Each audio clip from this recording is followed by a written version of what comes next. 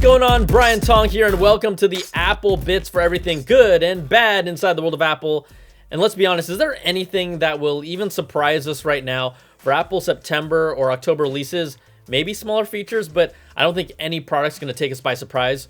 You know, we're expecting multiple events like we have in the past, and Bloomberg's Mark Gurman has reiterated Apple's plans to release the all-new iPhone 13 lineup, the Apple Watch Series 7, updated third-generation AirPods, a revamped iPad mini, and the redesigned MacBook Pros by the end of this year. Now, we've talked about the iPhone 13 lineup so much that I don't think it needs to be over-explained, but we're expecting the same 4 display sizes, same physical design, potentially smaller notch and a larger battery, a 120Hz ProMotion display, a new ultra-wide camera lens, sensor shift stabilization, and new camera features.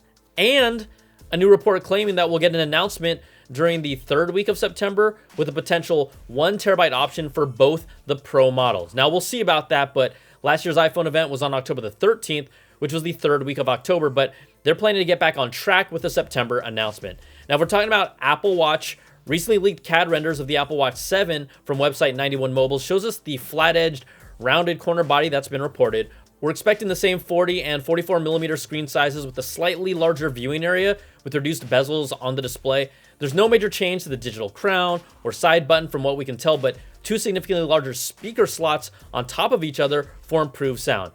Now, if that looks real familiar to you, that's because John Prosser and Ian Zelbo released full-on finished renders of the Apple Watch Series 7 based on CAD designs they obtained on their own in May of this year.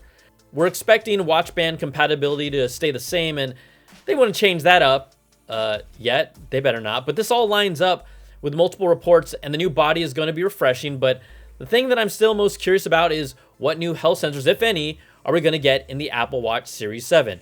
The latest reports have said that we'll have to wait at least a year or more to get anything significant like blood glucose monitoring. But a new granted patent reveals Apple has developed a first-of-its-kind hydration sensor specifically for the Apple Watch. It's titled Hydration Measurement with a Watch. Tracking hydration is another tricky biometric that really normally involves being invasive to get proper samples. Well, Apple's new sensor would be non-invasive electrodes placed against the skin by measuring the electrical properties of someone's sweat who's wearing an Apple Watch. The patent says the electrical properties such as electrical conductance can represent a concentration of electrolytes in the perspiration, which in turn represents a hydration level of the user.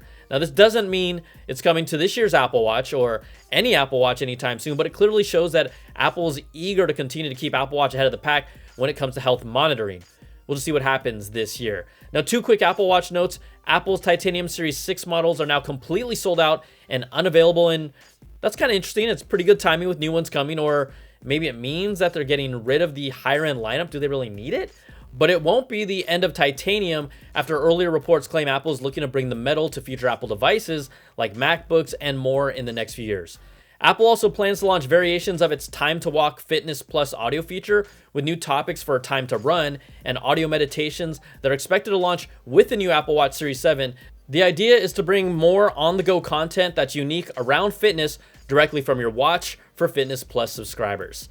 All right, let's take a moment to thank the sponsor of this video, Trade Coffee. Trade Coffee is my lifesaver for those late night edits and early morning turnarounds. So level up your morning and find your new favorite coffee with Trade. Trade makes it easy to find new coffees that you're gonna love without having to be a coffee expert. So here's how it works. Step 1, take the 7-question quiz to answer questions about how you like your coffee. I'm not even a coffee junkie, and Trade curated the matches just for me. Step 2, choose your delivery frequency and it will appear at your door, delivered for peak freshness. Step 3, you can rate your matches so Trade can continue to suggest coffees that you'll love. Trade uses compostable packaging to ship all their coffee in, and one of the suggestions that they sent me was Sparrow's Coffee All Seasons Blend with its honey-like sweetness with notes of sweet cherry and smooth chocolate. It's the perfect coffee for all you sweet tooths. There's also a first match guarantee that you'll love your first coffee, and if you don't, they'll ship you out a different bag for free. Now, my viewers will get their first bag free when they sign up. Just take the quiz and click my link in the description box. Free shipping is included, and you can't beat free, so check out Trade Coffee today. Okay, back to the stories, and let's jump over to the iPad Mini 6, because alleged case molds for the new Mini that are used for guidance for case manufacturers popped up recently. They show off the updated design with symmetrical, thinner bezels around the entire display, the removal of the home button, and a Touch ID power button on the side. This would be the biggest evolution the iPad Mini has seen design-wise in years, because it's pretty much stayed the same since its introduction in 2012. Now, it really looks like it's going to be the mini version of the current iPad Air this year. The latest report from Bloomberg also says we can expect to see a new 9th generation entry-level iPad with a thinner design and faster processor. It was updated in September of last year, and it will still have a Touch ID button and home button, plus faster performance and a graphics boost with a new processor in a thinner body. Now, remember, this would be an iPad maybe targeted more towards education customers at a more affordable price point of $300. Apple's also released its 6th beta of iOS and iPadOS 15, and the other OSs to developers. Now, there's going to be more tweaks to Safari, which now puts the URL search bar at the bottom, but also gives us the option to have it on top. I like to think of it like a classic Safari mode, so someone like my mama will not get confused. And it was honestly one of my personal suggestions to the team to make it an option, and I'm sure I wasn't the only one, but they are listening to users' feedback with this new Safari. Now, one thing that we won't be getting in iOS 15 right out of the gates is SharePlay. Now, this was expected to be one of its big new features, if not the biggest one for iOS and iPadOS 15. SharePlay is what allows you to watch TV shows or movies together with friends via FaceTime, or maybe listen to music and even create playlists together.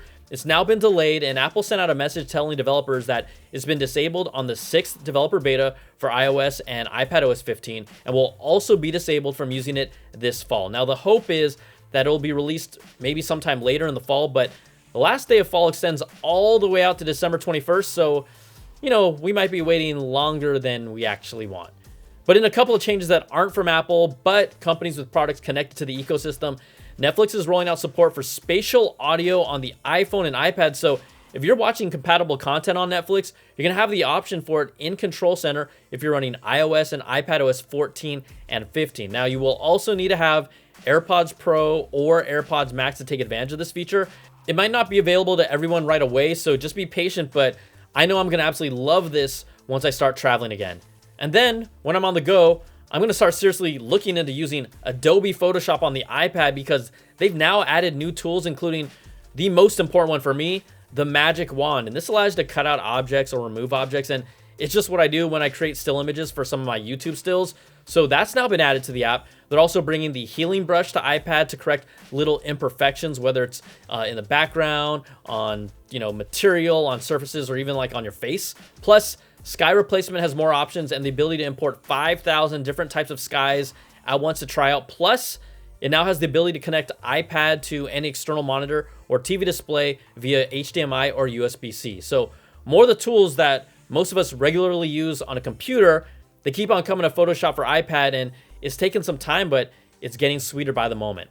All right, everybody, that's going to do it for this video. If you like what you see, give me that thumbs up, subs up, and hit that notification bell, ding, to get all my videos when they drop. And if you want more Apple goodness, you can check out my weekly Apple Bits XL audio podcast to get all the latest deep dives with all these stories and new ones every week with special guests. I'll see you next time. Take care, everybody. Peace.